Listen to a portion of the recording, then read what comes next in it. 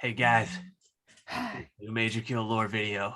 And because looting videos are way too long to react to, and majorkill's kind of funny, but in like a he's retarded kind of way, we're watching this. G'day, guys and gal. Warhammer 40k lore is thick with 2 C's. Decades of storytelling. He said it's.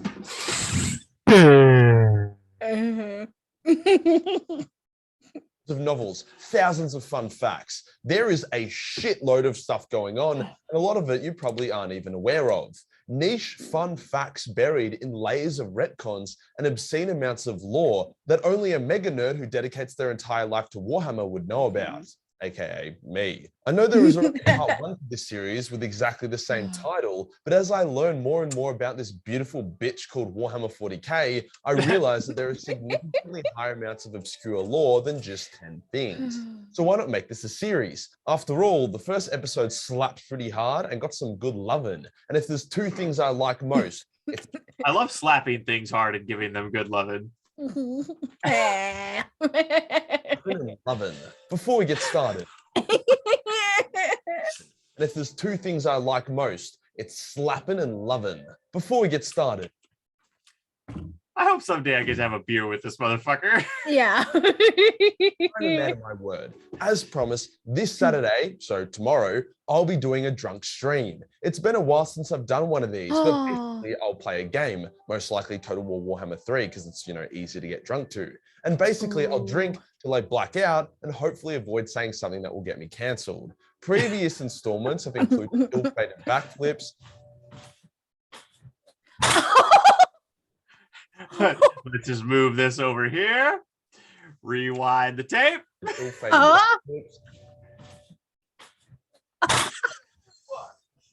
Vomiting, accidentally destroying my graphics card, and more. The more you donate, the more I drink. At least there is some kind of financial gain from me chopping some years off my life. Stream will begin at 12 a.m. midnight AEST, which is more. He said, taking years off my life for filthy, rotten monies. Morning for you American folk, afternoon for my European friends, and midnight for us Aussies. But it's Saturday, so literally any time zone works pretty well. Hope to catch you there. Today I'll be going over 10 moments, themes, or character. Caitlin, we're doing that tomorrow. We're doing that. We're live. We're twitching that. We're twitching the fuck out of that. Yes. From the lore that are not. Hey, we're gonna get this uploaded sometime midday tomorrow. Come over to our Twitch if you're feeling adventurous. Yes. We're going to watch party his stream. It's gonna be incredibly meta. We're gonna be streaming his stream. It's gonna be good. Be there. It will be lit. Well known by the community. You want to get drunk? Yeah. But still vastly interesting. Let's get into it. Kicking off this obscure list of spicy, interesting shit that nobody knows about, we have the Necron Pariahs. These rare units are blank humans. I knew about the Pariahs. Just saying.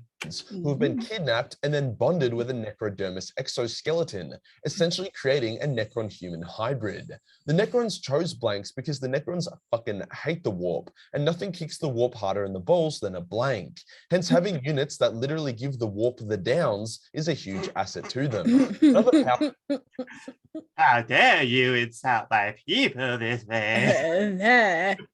No.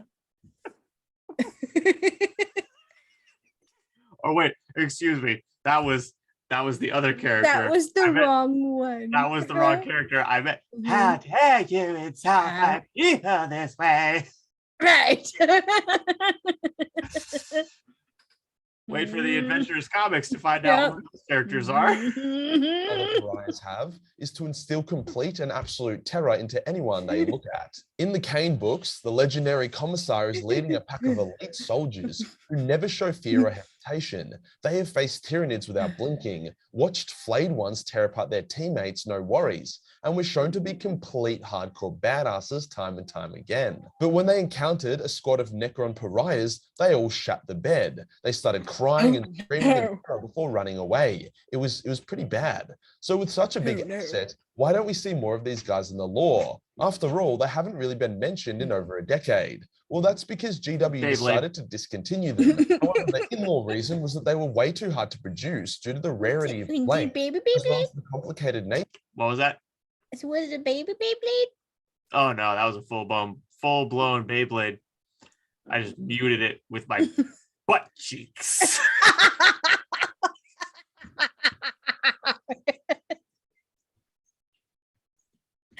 And it was anime.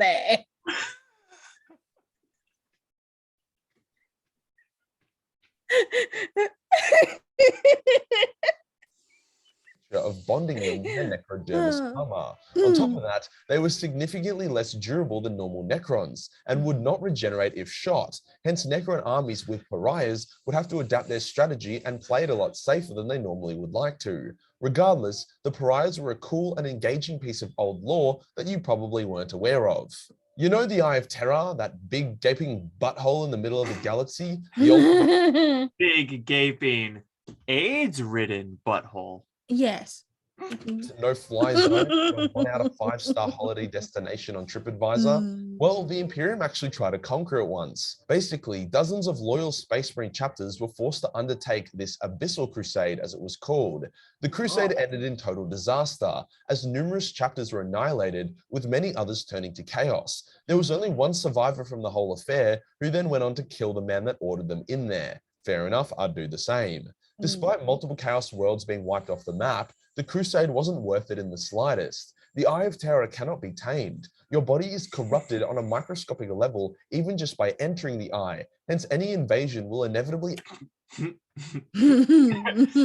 So it has many similarities to a brown eye then. Yes.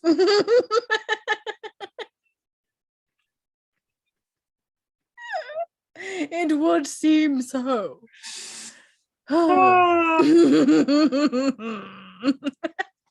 in your corruption if you spend enough time there. It was the biggest waste of loyalist Astarte life for thousands of years, and it resulted in Chaos raids exploding across the sector, due to them now having thousands more Astartes on their side and thousands less Astartes to stop them. It just goes to show how retarded some of the people in charge are. You've probably heard of an STC, and if you haven't... An STD? Yeah, what about them? What? Yeah. No, it's not a version of Galactic Genital warts. I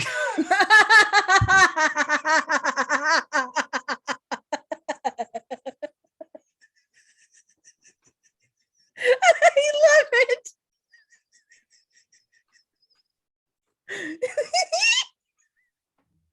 That couldn't have been more synchronous.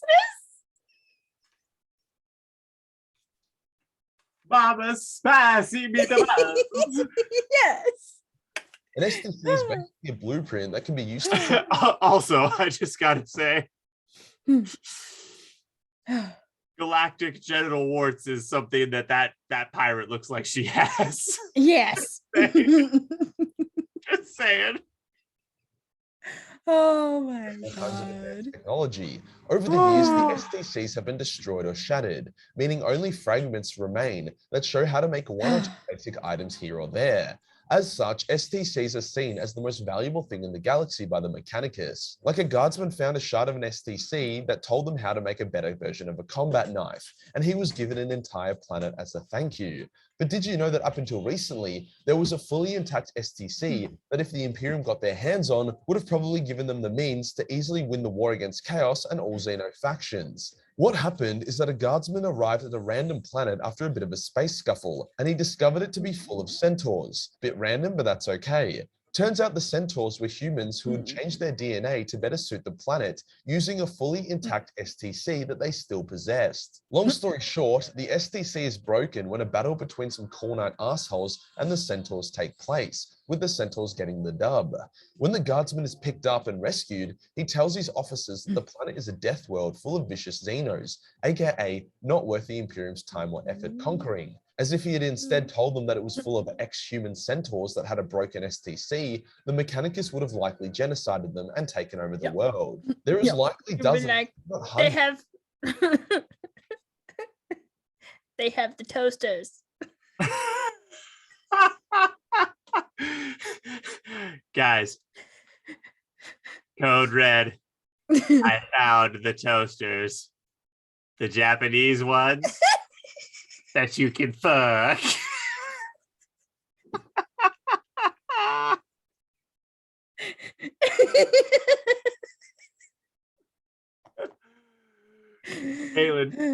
Galen, which toasters do you want? The Japanese ones. The ones that you can fuck.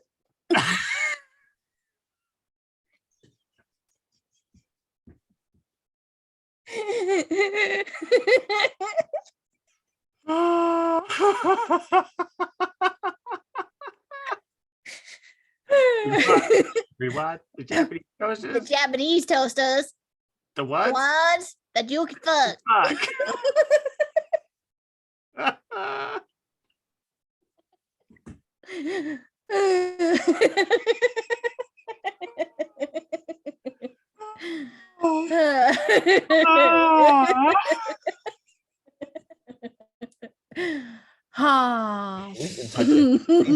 Galaxy. So it's cool to see a story about one of them here, even if GW doesn't have the balls to ever give a full one to the Imperium. Something the Imperium wasn't a fan of was the existence of a planet full of hectic dinosaur Kaijus. Despite the existence of said Kaijus, the Imperium wanted to conquer it anyway because, you know, that's what the Imperium does. It's their fetish. However, every attempt failed, as you know, fucking Kaijus. Hence, the Mechanicus was like, we got this. And they deployed their Titans, and lo and behold, the Kaijus fucked up the Titans. At this point, the Imperium was like, alrighty then, and exterminated the planet. Not just because they were sore losers, but also because they didn't want enemy factions getting a hold of Kaijus and using them against the Imperium. The Mechanicus was also happy to see the planet burn, as up until then, there was nothing in the galaxy that was above a Titan in the food chain. And if the Imperium figured out how to control and breed the Kaijus, it would make the Titan legions obsolete, greatly diminishing the Mechanicus's influence. I'm kind of sad about this one. Like, I no. would not be mad about Kaijus. How will we ever be able to get a hold of the toasters? If we lose our incredible amount of political and social influence, how will we persuade them to give us all of the toasters? You know, the Japanese ones that you could fuck.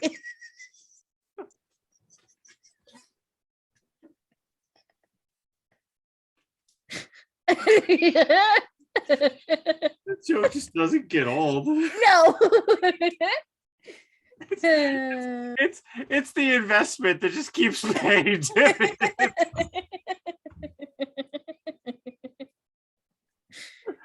Like every time you go to the bank and ask to cash out, it's just there's more to get. Oh my gosh. I reckon they need to give them to the elder. Those guys are in desperate need of something. But the Mechanicus really do be like that, though.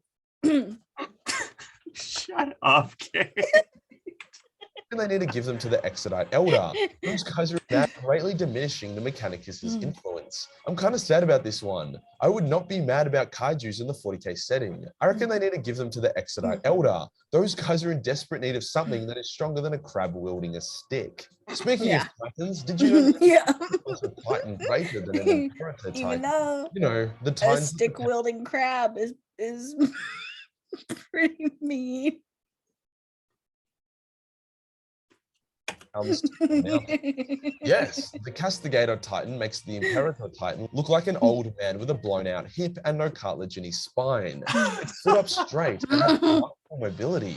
It was also controlled by an AI instead of a pilot. It's said that every Titan created since were all failed attempts to recreate the original Castigator Titan, as they didn't have the required STC. There has only been one Castigator Titan seen in the setting, and he was a massive fucking asshole. Basically, a Forge World with a Castigator on it had been dragged into the warp. During its time in the warp, the Titan was possessed by a demon. When it exited the warp, a bunch of Grey Knights went to say hi, and were promptly forced to kill the Castigator Titan, because, you know, demonic possession and all that jazz. They then discovered an intact STC that would show them how to create Castigators from scratch, arguably the biggest discovery in thousands of years. However, seeing that the one they found had been corrupted, along with the fact that it was basically a gigantic man of iron, aka a big no-no, the Grey Knights destroyed the STC. So no Castigators for anybody. There could still be some out in the galaxy, but I doubt we'll see another one for a very long time. In translation, hey, this thing that'll let us win the war easily, let's destroy it because we're fucking retarded. Yeah. Time. There are thousands of intelligent Xenos out there in the Milky Way of 40K. One of the most interesting and obscure, however, are the legendary Craves, a race of extremely old immortal Xenos. Like, the average age is in the millions of years, with the youngest being hundreds of thousands of years old. They have advanced, powerful bodies, capable of throwing ships around and tearing through space marines like butter. Their psychic abilities are also insane, with some Astartes comparing their prowess to the Emperor himself. They could mind control entire populations with little effort, and they were a huge threat to the Imperium. Hence, the Emperor sent the only Primarch he could trust to get the job done, the Lion. The Lion engaged the Crave, and he dueled one of their ancient warlords. After a hectic anime tier battle, the Crave attacked the Lion's mind and entered into his subconscious, thinking that by removing his physical advantage of his genetically advanced body, she could rape his mind and soul. Well, she fucked up pretty badly. The Lion was the master of all his domains, both physical, mental, and spiritual. So as she started gloating that she had him by the balls, he picked her up by the throat, mind raped her so bad that she uncovered the location of her homeworld, then he killed her and he xenocided her race. Reason 6,457 why the Lion is a complete fucking badass. I choose the Crave as an example of an interesting obscure Xenos race, as they were so ancient and powerful. Humanity's rise would have been a speck on their existence, a speck that ended in their own annihilation, but it speaks volume to how ancient the setting really is. It also shows the prowess of the Emperor, that he was able to completely tilt the balance of the galaxy, upheaving Xeno empires that had lasted millions of years in only a century or two. It goes to show that the Imperium isn't just another upstart empire that will be forgotten.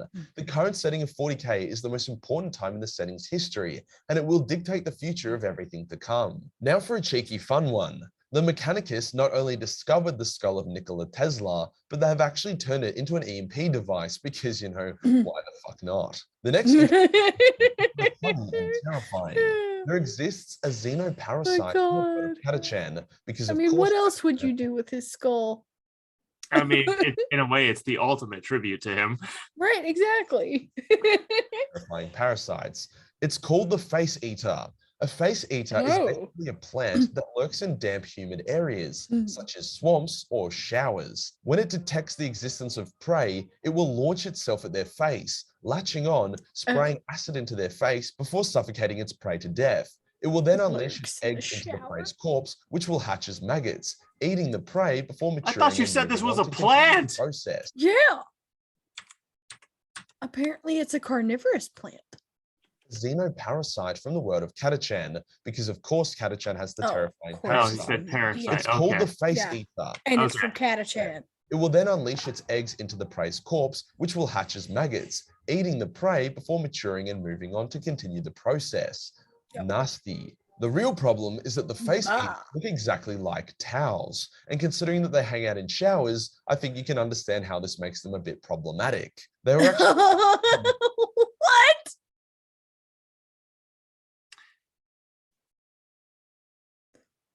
Did I just have a stroke? I think, yeah.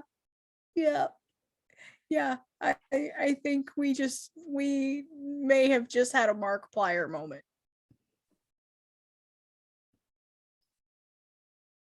Towels. Yeah. Okay, which greasy neck beards Right. fantasy of having a shower thought was this? Because you know they don't shower. So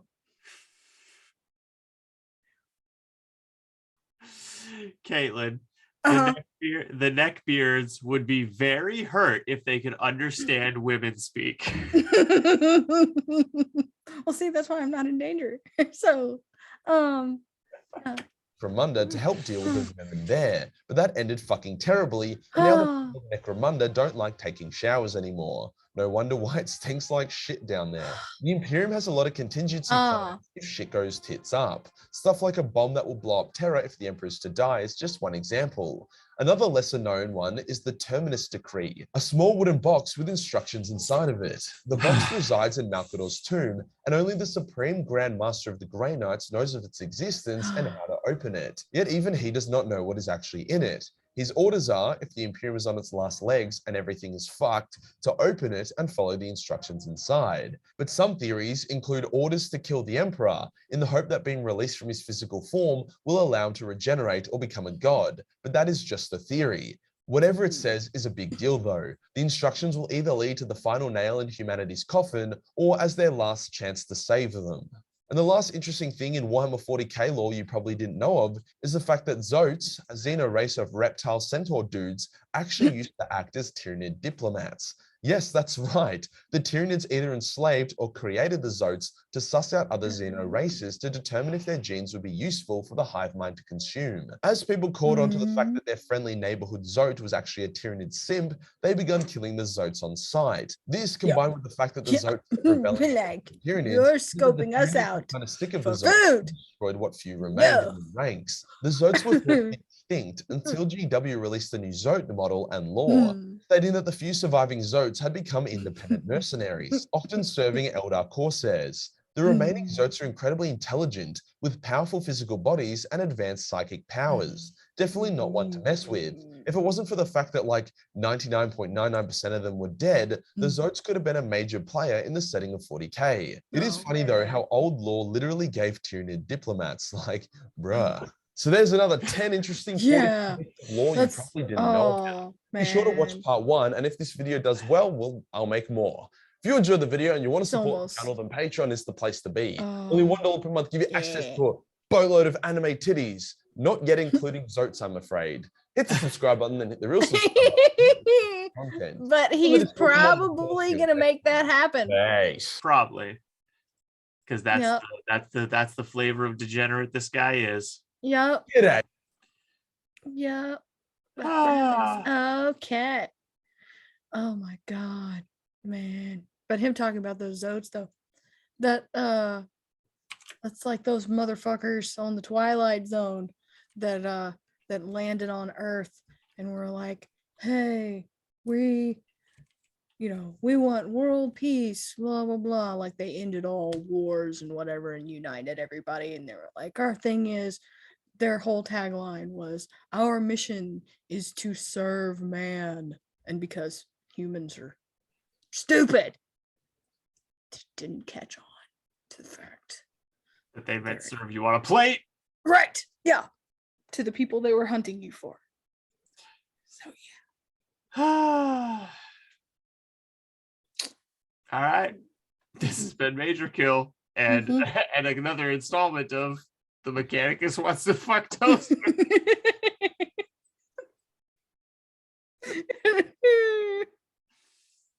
Hey.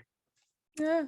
Join us to be on the stream with him and the booze. Bring a drink. It'll be a good time. We promise. I might even toot some coke up my butt. You never know. No, maybe no. Welcome to the adventure.